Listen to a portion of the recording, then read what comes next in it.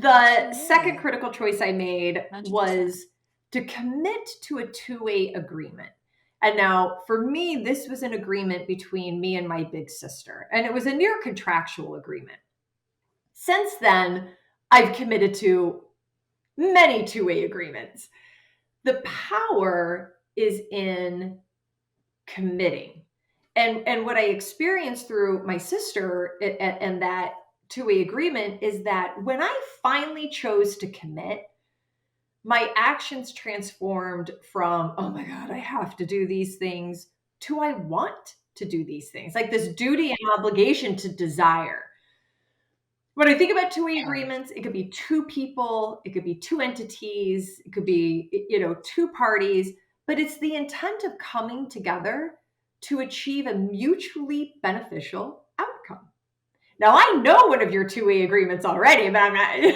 But is there a two-way agreement that you've entered into that through the commitment, you're like, you know what? I really gave and I got. Yeah, I mean, I think for me, I think most people would have like that second person. I want to say I've had a two-way agreement within myself. Um, I just feel like I've always kind of like held myself like accountable for like everything that I've done in my life, like yeah, I've had the support from my family and my friends, but I've always been like my biggest cheerleader. I've always been, that person that motivates my own self. So I think when I've had all these things and all these goals for myself, I was really making that two-way agreement with myself and proving to myself that I'm capable of accomplishing all these things, whether I have a support system or not. Is So, yeah, awesome. I think And have you ever had I to would say myself in recalibrate? Have that. you ever had to just stop and Yeah. to yourself and go, whoa?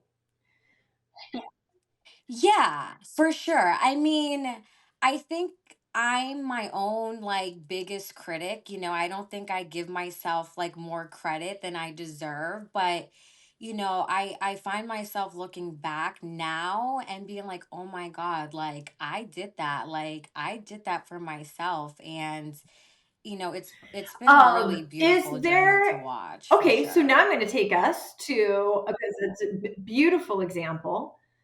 And when I said, oh my gosh, I know a Mhm. two-way agreement. Well, you and Taylor, when you co-founded Posh Beauty, and I've seen that manifest Yeah, for with sure. you and Taylor and the success of that. Is there any other two-way agreements that you'd be like, this is something that I might need to enter into in the future?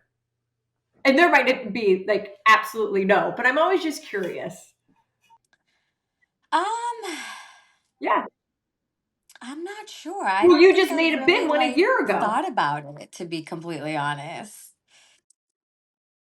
Yes, yes, that was my big one for sure, for sure. Thank you for joining me for this episode of the Choose and Become interview series. To check out more episodes, go to www.trishkendall.com/podcast, or go to any of your favorite podcast channels, including YouTube, under Trish Kendall Speaks, and you'll find this interview and more. Choose and become.